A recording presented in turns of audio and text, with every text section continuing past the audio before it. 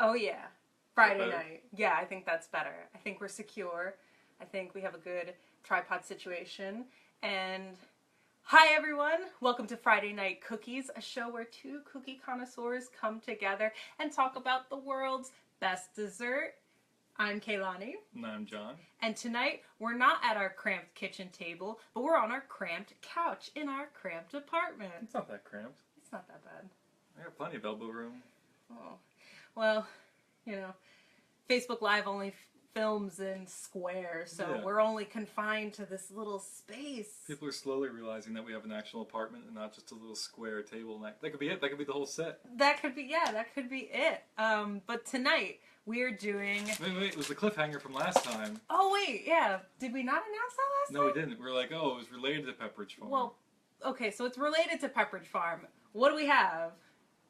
You could have held it up. It's the Tim Tams. I was holding it up. It's, yes, the Tim Tams, what is called Australia's favorite cookie. Do you think that it's Australia's favorite cookie? Is it? Do we have any Australian viewers out there? Maybe they could answer. Maybe they could answer. I mean, they have great things like Vegemite or Vegemite, what do they call it? Vegemite. Vegemite, shrimp on the barbie. No, I was going to say that, but that's kind of... Is that offensive? Is that offensive? Maybe. Might be. Well, authentic Australian cuisine, which kangaroo. if Outback Steakhouse has taught us anything, We can whitewash everything. We can bring anything into America. So yeah, exactly. We can appropriate a lot of different. That's all America is. It's just like a bunch of Big different melting foods pot. brought together into this, plethora of cuisines of which we can experience. And the Tim Tam is just one of the wonderful things that Australia. Because Pepperidge Farm, what was her name again? She Or- found this cookie Oh. and brought it over and licensed it through Pepperidge Farm. That's how it originally came here, I believe. That it was was licensed through them. That was in 2003. Something like that. Yeah, It's fairly recent. It's fairly recent that has come over to the United States. But, so the Tim Tam comes from someone found a similar cookie in England called the Penguin. So I guess it's been stolen twice then. Yeah. So, these Australians are like, no, we're going to do it better. So the biscuit company Arbots or something like that. Arnott's. Or Arnott's. Oh, okay. Arnott's, excuse me. Arnott's, they find this cookie in 1958. Then this guy, the Arnott, who runs the company, he's at the Kentucky Derby and he decides, well, I'm going to name the cookie after the horse that wins this race. And believe it or not, in 1958, the horse that won that race was the Tim Tam, Tim Tam. It's a terrible horse name. That's why he named it Tim Tam. Yeah, but have you seen some of those horses' names? Crickets. They have absurd nicknames or like names. Santa's Little Helper? Things along those lines. They're always puns or jokes or whatever. So yes, Tim Tam gets found in England in 1958, gets named in 1958 after the Kentucky Derby. Cookie doesn't come out in stores until 1964. That's how many years? It's 6 years? 8? Yeah, 6. I'm really bad at math. So 6. 6 years. 6 years. What do you think they were doing in 6 years? What do you think was 6 years worth of work when it comes to the Tim Tam? Seeing if they can buy the license or just steal it. Or how much they can steal from Or the that fish too. company. And then why this cookie comes out in 1964. It's a great cookie.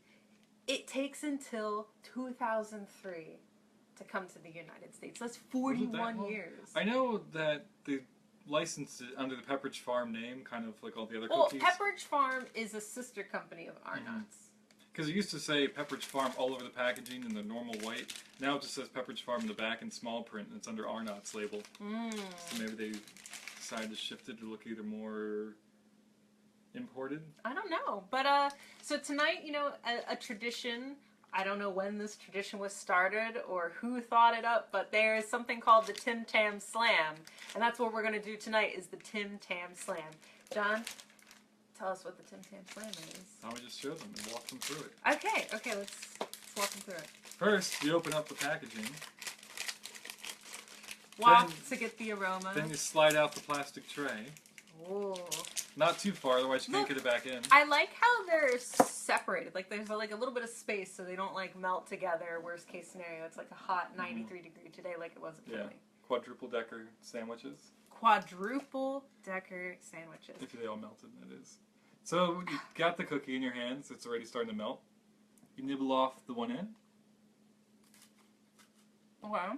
I think I nibbled too far. And then you nibble off the other end. I feel silly doing it. Okay. Now you have, it looks like a garbage cookie, but it's not. Because then you insert one end into the milk. Okay. Like so. Okay. And then you suck through the other end. It works! I thought it would have to be like a straw, but you're like sucking it through the cookie. What? So not only do you get chocolate milk, but now you also get a soaked cookie.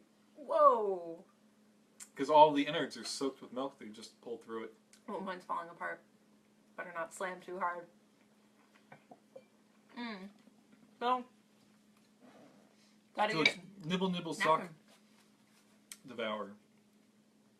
It's just so moist, so gooey. It like, well, melted a little in my hand. Because they also recommend using hot beverages, which I have done before, I believe, only with coffee.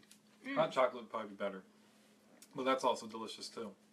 Now, that sounds like torture waiting to happen. Why would you slurp up a hot liquid through a cookie? No, it's whenever it's cool enough to drink like you normally would. You're not going to just be like, oh, here's this hot cup, instant suck. I thought this was like one of those like eating challenges, like a spoonful of cinnamon, or like let me see how hot the beverage is I can pull through a straw. Drink hot coffee through a Tim Tam. Like I thought that was like some kind of weird like food challenge. Pleasure torture.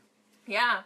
Or like that maybe like the chocolate would melt into the beverage a little bit. Like I thought it was like one of those things. Like you know those pirouette things with the chocolate on the inside and how like straw. And they're long. Like they totally do work as straws. But when you said like I think a year ago when I met you and you were just like, oh, I'm gonna do the Tim Tam Slam tonight. I was like, what's a Tim Tam? And what's the Tim Tam Slam? But I had to play it off like I knew what a Tim Tam was to like not make you think I was weird and stupid and not knowing what. No, most people won't know what Tim Tams are. Yeah, I was just like, oh yeah, that's totally rad. You're gonna do the Tim Tam Slam. Yeah, I of course I know what that is. Let's do it. Of course. I think I'm gonna do another one. I mean, I'm planning to anyway. The other two varieties that they sell, at least I've seen so far, are caramel on the inside and dark chocolate.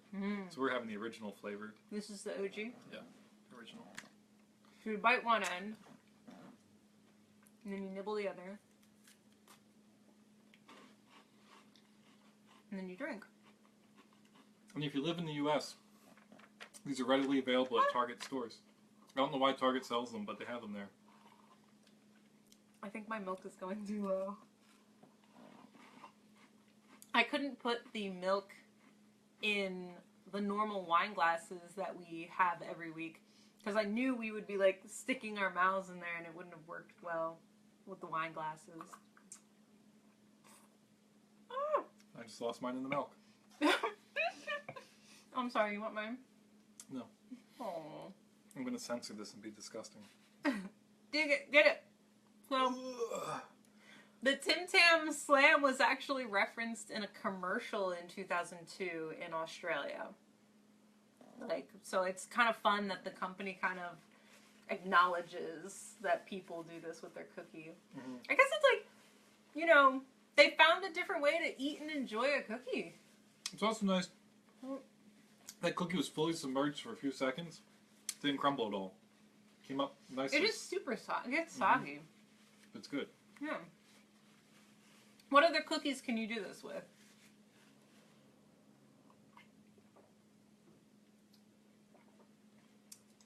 Is that a rhetorical question or like? No, I mean like what other is there another cookie? Is there another cookie that you think that could do this? I don't think I've ever had a cookie that absorbed milk so well, like a sponge, like it was eating a sponge. Maybe like a Kit Kat, but that's not really a cookie. No, I wouldn't do that with a Kit Kat. Or would I? Could you imagine like 4, the brick of 4. Sugar wafers. Cookie or not cookie? Oh, you mean those like orange? Oh yeah, those.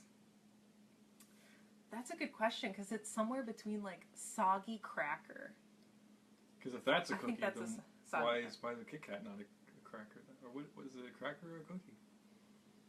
For wherever you go, you hear the people say. They don't say anything about. Give me a break. Give me a break. They don't say anything Break me about off what a piece of Kit that Kat cookie is. Kit Kat bar. Yeah, they don't say if it's a biscuit, a cracker, or a cookie. I mean, it's a candy. Mm-hmm. But I guess you could, like, if you nibbled each end. It might work. It might work, because it's encased in chocolate, very much like the Tim Tam. Mm-hmm. So the milk's not going to, like... At least you have a little bit of time between, like, you know, saturating the cookie biscuit cracker in the inside of the chocolate so that it doesn't, like... Mm-hmm. Yeah. I just want to pull milk through all of our cookies that we have. I know, now it's, like, become a thing. Well, Mm-hmm. that was the Tim Tam Slam. Short episode, but that's okay. Short and sweet. Short and sweet, just like a Tim Tam. Have a great week. We'll see you next week with our next cookie.